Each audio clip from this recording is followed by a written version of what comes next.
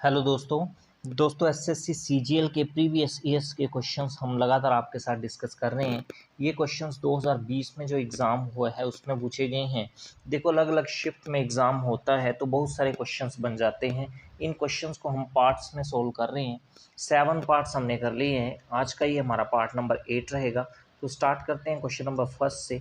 इसमें बोला है dealer marks an article 40% above the cost price and sells it to a customer, allowing two successive discounts of 20% and 25% on its mark price. If he suffers a loss of rupees 140, then cost price of the article is।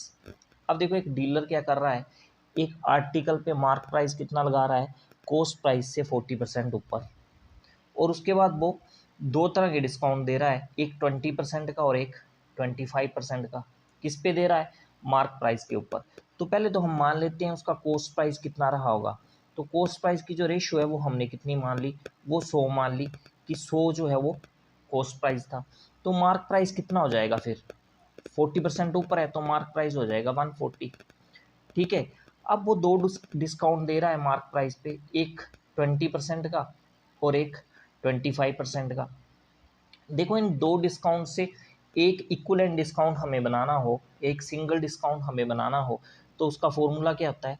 Single discount का formula या equivalent discount भी उसको बोलते हैं। क्या होता है? First discount जो कि कितना है, 20% का है तो 20 आ जाएगा, प्लस दूसरा डिस्काउंट 25 आ जाएगा, माइनस 20 इंटू 25 अपॉन 100। तो इस तरह से दो डिस्काउंट अगर दिए हों तो उनसे सिंगल डिस्काउंट निकाला जाता है। तो 25 से ये 100 कटेगा, 4 आ जाएगा, 4 से 20 कटेगा तो 5 आ जाएगा। यहाँ पे सोल्व करके कितना आएगा देखो, 20 + 25 45, 45 - 5 कितना हो गया, 40। तो दो डिस्काउंट से जो इक्वलेंट डिस्काउंट बनेगा वो क्या बनेगा, 40%। अब 40% का मतलब क्या हो गया आपका, 40/100। ठीक है। इसको काटोगे, देखो एक जीरो से एक जीरो कट जाएगी, और 2 से ये 4 कटेगा तो 2 आ जाएगा, और डिनोमिनेटर में 5 आ जाएगा। अब डिनोमिनेटर में 5 जो है ये किसकी रेशो होती है, ये मार्क प्राइस की रेशो होती है। तो मार्क प्राइस की रेशो आ गई आपके पास 5। न्यूमिनेटर में जो 2 है वो क्या है, वो डिस्काउंट होता है। तो अगर 5 मार्क प्राइस है और डिस्काउंट 2 का है तो सेलिंग प्राइस की रेशो क्या बनेगी, 5 - 2 यानी 3 बन जाएगी सेलिंग प्राइस की रेशो। अब देखो, पीछे मार्क प्राइस आपने लिखा कितना, 140। ठीक है। और यहाँ पे कितना आया, 5 आया, तो मार्क प्राइस तो सेम ही रहेगा। तो 5 को किससे गुना करें कि 140 आ जाए, तो 28 से गुना करना पड़ेगी 5 को। 28 × 5 कितने होते हैं, 140। तो अगर 5 को 28 से आपने गुना की तो 3 को भी 28 से गुना करना पड़ेगी। ठीक है। तो 28 को 3 से करोगे कितना आएगा, 84 आएगा। तो ये 84 क्या आ गया, सेलिंग प्राइस की रेशो। और कॉस्ट प्राइस की रेशो कितनी है, 100 है। देखो, सेलिंग प्राइस की रेशो कम है, कॉस्ट प्राइस की रेशो ज़्यादा है, तो इसका मतलब लॉस हुआ। तो रेशो में लॉस कितना हुआ, 100 - 84, 16 का लॉस हुआ रेशो में। और एक्चुअल में लॉस कितना हो रहा है, 140 रुपये का लॉस हो रहा है। तो 16 रेशो जो है किसके इक्वल होगी, 140 रुपये के इक्वल। ठीक है। एक रेशो की वैल्यू आएगी यहाँ से कितनी, एक रेशो की वैल्यू कितनी आएगी, 140 / 16। ठीक है, रुपये। आपको क्या निकालना है, कॉस्ट प्राइस निकालना है। कॉस्ट प्राइस की रेशो कितनी है, 100। तो 100 रेशो की वैल्यू आपको निकालनी है। जब एक रेशो की वैल्यू आपके पास आ गई तो 100 रेशो की वैल्यू कैसी आएगी, मल्टीप्लाई 100 हो जाएगा, मल्टीप्लाई 100 हो जाएगा। तो 140 / 16 गुना 100 कर लो, और ये रुपये में होगा सारा। अब देखो, 4 से 16 कटेगा तो यहाँ 4 आ जाएगा, 4 से 100 कटेगा तो 25 आ गया, 4 से 140 देखो कट जाएगा, 4 3 12 हो गया, 2 बचा बना 20, 4 5 20। तो 35 × 25 ये कितना होगा, तो ये बन जाएगा आपका 875 हो जाएगा ये। ठीक है। तो 875 जो है वो क्या आ गया, कॉस्ट प्राइस आ जाएगा। ठीक है ना। तो क्वेश्चन नंबर फर्स्ट का ऑप्शन डी जो है वो यहाँ से सही हो गया। देखो, क्वेश्चन नंबर सेकंड में बोला है the value of expression cosecant of 85 + theta minus secant of 5 - theta minus tan of 55 + theta plus coat of 35 - theta is. तो इस एक्सप्रेशन की वैल्यू आपको निकालनी है। यहाँ से देखो सीकेंट का कोसीकेंट में कन्वर्जन किस तरह से होता है, मतलब फॉर्मूला है ये सीकेंट ए का, तो सीकेंट ए जो है वो इक्वल होता है कोसीकेंट 90 माइनस ए। एक तो ये फॉर्मूला आपको याद रखना है, और इसका उल्टा कोसीकेंट ए जो है वो इक्वल होगा किसके, सीकेंट 90 माइनस ए के। दूसरा फॉर्मूला कोट ए का, तो कोट और टैन के बीच में क्या रिलेशन है, कोट ए जो है वो इक्वल होगा टैन 90 माइनस ए के, और इसका रिवर्स भी ट्रू होगा। इसका रिवर्स क्या है, टैन ए जो है वो इक्वल होगा कोट 90 माइनस ए के। तो यहाँ पे ये दो फॉर्मूले लगने वाले हैं, तो इनका यूज़ करो। देखो कैसे ये यूज़ होंगे क्वेश्चन में। पहले तो लिखा है cosecant of 85 plus theta, as it is लिख दो इसको जैसे लिखा हुआ है। आगे लिखा है सीकेंट ऑफ 5 माइनस थीटा, तो ये 5 माइनस थीटा को थोड़ी देर के लिए क्या मान लो आप, ए मान लो, और पहले वाला फॉर्मूला यूज़ कर दो। तो सीकेंट ए किसके इक्वल होता है, कोसिकेंट 90 माइनस ए, अप्लाई कर दो यहाँ पे, तो माइनस का साइन आ जाएगा, और यहाँ पे आ जाएगा आपका कोसिकेंट, सीकेंट की जगह क्या आ जाएगा, कोसिकेंट 90 माइनस ए क्या बताया आपको मैंने, 5 माइनस थीटा, ब्रैकेट क्लोज कर दो। आगे क्या लिखा है, माइनस टेन 55 प्लस थीटा, इसको एज इट इज लिख दो, माइनस टेन 55 प्लस थीटा, और आगे लिखा है plus coat of 35 minus theta, तो 35 माइनस थीटा को आप थोड़ी देर के लिए ए मान लो, और ये दूसरे वाला फॉर्मूला यूज़ करो। यहाँ पे कोट ए इक्वल होगा टेन 90 माइनस ए, तो क्या आ जाएगा, प्लस टेन ऑफ 90 माइनस ए कितना है यहाँ पे, अब 35 माइनस थीटा, तो यहाँ पे लिख दो 35 माइनस थीटा, ब्रैकेट क्लोज कर दो। अब देखो फर्दर क्या आएगा, कोसिकेंट ऑफ 85 प्लस थीटा, ये तो एज इट इज़ आ जाएगा आपके पास, कोसिकेंट ऑफ 85 प्लस थीटा। आगे क्या आएगा, आगे साइन है माइनस का, तो माइनस का साइन यहाँ पे लगा लो आप, और कोसिकेंट ऑफ, अब देखो ब्रैकेट के अंदर क्या लिखा हुआ है, ब्रैकेट के अंदर लिखा है 90 माइनस, अब माइनस के साथ ब्रैकेट ओपन करोगे आप तो कितना आएगा, -5 प्लस थीटा आएगा, तो 90 माइनस 5 कितना होगा, 85, तो 85 प्लस थीटा आ जाएगा ब्रैकेट के अंदर, तो क्या बन जाएगा, कोसिकेंट ऑफ 85 प्लस थीटा, ये आ जाएगा। आगे क्या लिखा हुआ है, minus ten of 55 plus theta, as it is आ जाएगा minus ten of 55 plus theta, और आगे लिखा प्लस टेन ऑफ 90, और ये आप ब्रैकेट ओपन करोगे माइनस के साथ मल्टीप्लाई करोगे तो 90 माइनस 35 हो जाएगा, और minus minus plus plus theta आ जाएगा, तो 90 माइनस 35 कितना होगा, 55, तो 55 प्लस थीटा बन जाएगा, तो टेन ऑफ 55 प्लस थीटा, तो प्लस का टेन ऑफ 55 प्लस थीटा, ये बन गया। अब देखो कोसिकेंट ऑफ 85 प्लस थीटा, ये प्लस का, और कोसिकेंट ऑफ 85 प्लस थीटा ये माइनस का, कैंसिल हो जाएंगे। इसी तरह से ten of 55 plus theta minus का, और ten of 55 plus theta plus का, ये कैंसिल हो जाएंगे। आंसर क्या आ जाएगा आपका 0। तो क्वेश्चन नंबर सेकंड का ऑप्शन डी जो है वो सही हो जाएगा, ठीक है ना। देखो क्वेश्चन नंबर थर्ड में बोला है quadrilateral A B C D circumscribe a circle if AB is equal to 8 centimeter, BC is equal to 7 centimeter and CD equal to 6 centimeter, then length of AD is। अब देखो एक circle जो है quadrilateral के अंदर है, तो पहले सर्कल बना लिया हमने, और सर्कल क्वाड्रिलेटरल के अंदर इस तरह से है कि जो क्वाड्रिलेटरल की साइड्स हैं वो सर्कल को एक पॉइंट पे टच कर रही हैं। तो ये साइड बना ली मैंने, एक सर्कल को एक पॉइंट पे टच कर रही है, ये दूसरी बना ली मैंने, और ये थर्ड साइड आ गई, सिमिलरली ये फोर्थ साइड आ गई। तो ये साइड्स जो हैं वो सर्कल को एक पॉइंट पे टच जो है वो कर रही हैं। क्वाड्रिलेटरल का नाम आपको दिया है ABCD। अब जिन पॉइंट्स पे साइड्स सर्कल को टच कर रही हैं उन पॉइंट्स को मैंने नाम दे दिया PQR एस।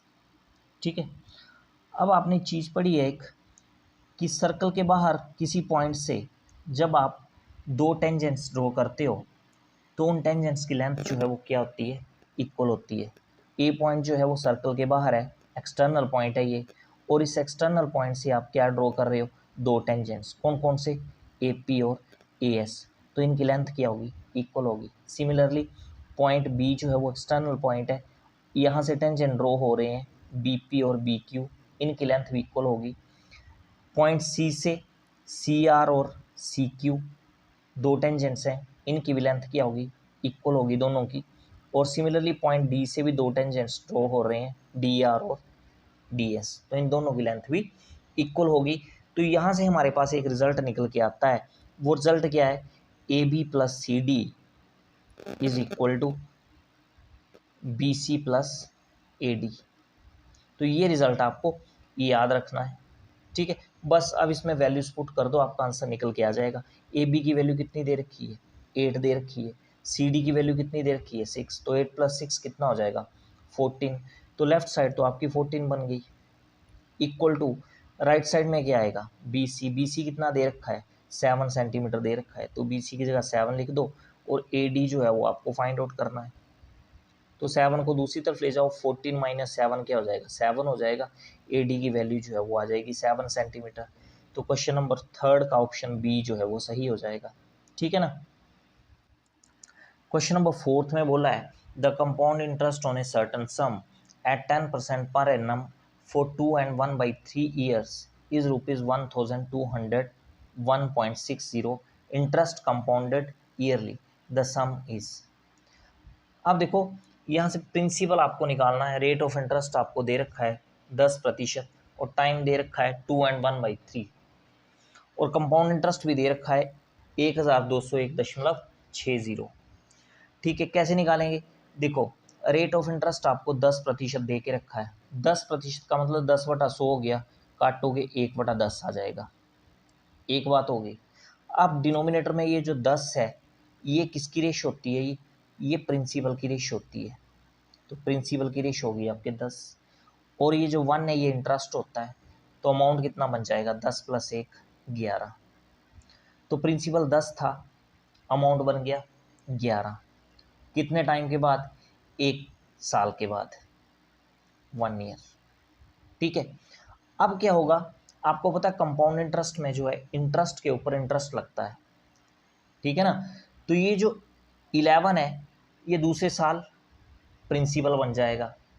अब इस 11 पे 10% पर एनम की रेट से इंटरेस्ट जब लगेगा 1 साल का, तो वो कितना इंटरेस्ट होगा, 11 का 10% करोगे कितना होगा, 1.1 होगा। ठीक है ना। तो आपका दूसरे साल के बाद 2 साल खत्म होने पे आपका अमाउंट कितना हो गया, 11 + 1.1 तो 12.1 हो गया आपका अमाउंट 2 साल के बाद। ठीक है, अब 2 साल हो गए आपके, बचा कितना टाइम, 1/3 ईयर्स बचे आपके। अब ये जो अमाउंट है 2 साल के बाद ये क्या बन जाएगा, ये प्रिंसिपल बन जाएगा अगले 1/3 ईयर्स के लिए। तो यहाँ पे इंटरेस्ट क्या आ जाएगा आपका, तो सिंपल इंटरेस्ट ही निकाल लो। यहाँ पे प्रिंसिपल कितना है आपका, यहाँ पे 12.1, इसको मैंने 121 लिख दिया। 10 जो है वो डिनोमिनेटर में लगा लेंगे। रेट ऑफ इंटरेस्ट आपका 10 चल ही रहा है और कितने टाइम के लिए निकाल रहे हैं, 1/3। तो ये एक 10 ये आ जाएगा और एक फॉर्मूले का 100 आ जाएगा और ये टाइम का जो 3 है वो डिनोमिनेटर में आ जाएगा। अब देखो A0 से ये 0 आपकी कट जाएगी, 3 से आप ये 121 काटोगे कितना आएगा, ये 40.33 बन जाएगा आपका, ये 40.33। और डिनोमिनेटर में कितनी ज़ीरो बची हैं, 2 ज़ीरो बची हैं। तो ये जो डेसिमल है 2 जो है 2 पॉइंट जो है वो लेफ़्ट साइड में चला जाएगा, खिसक जाएगा ये। तो सिंपल इंटरेस्ट कितना आ गया आपके पास, सिंपल इंटरेस्ट आ गया आपका 0.4033।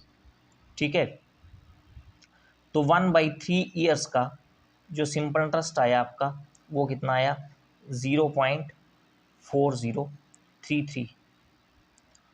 तो अमाउंट कितना बन जाएगा आपका, अब अमाउंट बन जाएगा प्रिंसिपल कितना था 12.1 प्लस 0.4033, तो प्लस करोगे तो ये आ जाएगा आपका 12.5033, तो ये आ गया आपका फाइनल अमाउंट कितने टाइम के बाद 2 and 1/3 ईयर्स के बाद।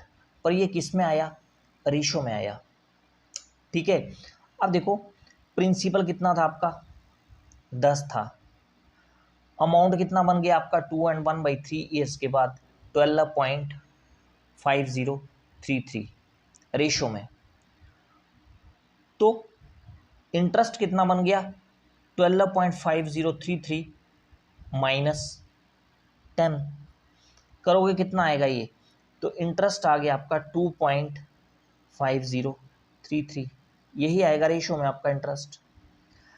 और एक्चुअल में आपको इंटरेस्ट जो है उसने देख रखा है 1201.60, तो 1201.60 यहाँ से एक रेशो की वैल्यू आप निकाल सकते हो, कितनी आएगी, एक रेशो की वैल्यू आएगी 1201.60 अपॉन 2.5033।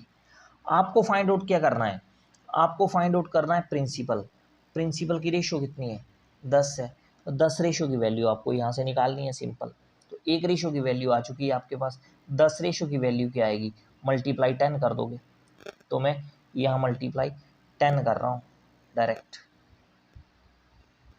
ठीक है, तो इसको जब आप सोल्व करोगे तो आपका आंसर जो निकल के आएगा वो आएगा 4800 के आसपास, तो यानी प्रिंसिपल जो है वो कितना बनेगा 4800। तो क्वेश्चन नंबर 4 का ऑप्शन सी जो है वो सही हो जाएगा।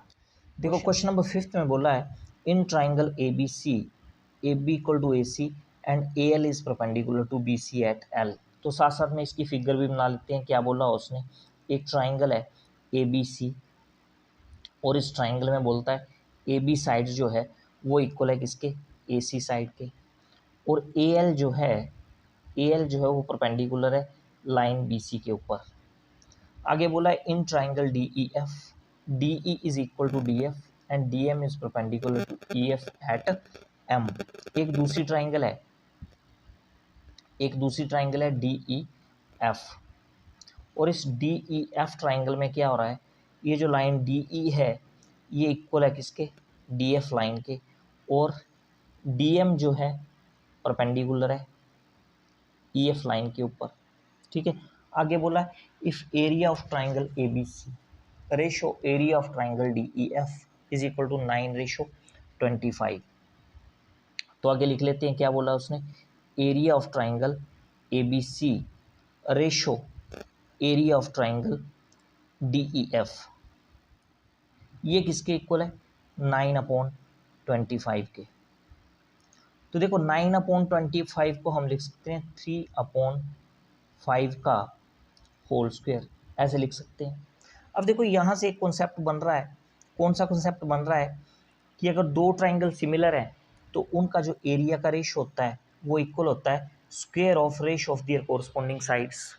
ठीक है, तो ये 3/5 क्या होगा, ये कोरस्पॉन्डिंग साइड्स की रेशो होगी। ठीक है, क्योंकि दो ट्राइंगल्स ये क्या बन जाएंगी, हमारी सिमिलर बन जाएंगी। यहाँ से हमें पता चल रहा है कि ये दोनों ट्राइंगल क्या हैं, सिमिलर हैं। क्यों, क्योंकि इनका जो एरिया का रेशो है वो इक्वल है किसके, square of ratio of their corresponding sides. तो ये 3/5 क्या होगा, कोरस्पॉन्डिंग साइड्स की रेशो होगी। अब कोरस्पॉन्डिंग साइड कौन कौन सी, वैसे तो ए बी साइड के कोरस्पॉन्डिंग दूसरी ट्राइंगल में डी ई साइड है, ए सी साइड के कोरस्पॉन्डिंग दूसरी ट्राइंगल में डी एफ साइड है, पर हमें कौन सी लेनी है, ए एल और डी एम, ये भी कोरस्पॉन्डिंग साइड्स हैं आपस में। ये ए एल और डी एम हमें क्यों लेनी है, क्योंकि जो क्वेश्चन आपको फाइंड आउट करना है इसमें आपको बोला है D M plus A L upon D M minus A L is equal to, इसकी वैल्यू आपको निकालनी है। तो यहाँ पे इसको फर्दर लिख सकते हैं हम, यहाँ पे क्या लिख सकते हैं, A L upon D M. ठीक है, तो इन दो साइड्स की हमने रेशो ले ली। ठीक है, अब देखो कंपेयर जब करोगे आप तो ए एल 3 रेशो को रिप्रेजेंट कर रहा है, डी एम जो है 5 रेशो को रिप्रेजेंट कर रहा है। ठीक है, तो वैल्यूज पुट कर दो आप, D M plus A L कितना बन रहा है, डी एम 5 है, ए एल 3 है, तो कितना बन गया, 8 बन गया, upon D M minus A L मतलब 5 माइनस 3 कितना हो गया, 2 हो गया, डिनोमिनेटर में 8/2 4 हो गया। तो क्वेश्चन नंबर 5 का ऑप्शन बी जो है वो सही हो जाएगा। ठीक है ना। तो ये थे क्वेश्चंस। इसी तरह के क्वेश्चंस हम लगातार आपके साथ डिस्कस कर रहे हैं। वीडियो को लाइक और शेयर आप जरूर कर दें, और चैनल पे अगर आप नए हो तो चैनल को सब्सक्राइब भी कर लें। तो आज के लिए फ़िलहाल इतना ही। Thanks for watching it.